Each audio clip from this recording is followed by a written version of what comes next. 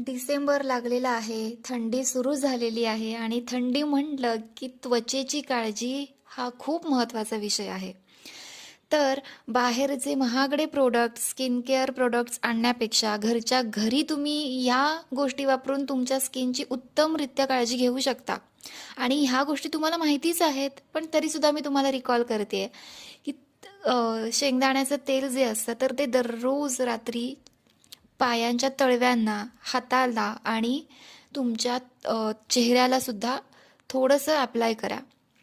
त्यानंतर दररोज सकाळी कोरफडीचा गर स्किनला रब करा, ज्याच्यामुळे तुमच्या स्किनमध्ये कधीच ड्रायनेस येणार नाही आणि तुमची स्किन ही खूप छान टवटवीत दिसेल.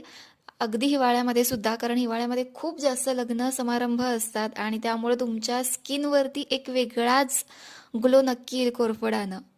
तर ह्या 2 टिप्स नक्की फॉलो करा आणि अशाच छान छान आणि सोप्यातल्या सोप्या टिप्ससाठी, अशाच छान माहितीसाठी या चॅनलला नक्की सबस्क्राईब करा. आणि आवडलेला कंटेंट हा असेल तर शेअर करायला विसरू नका.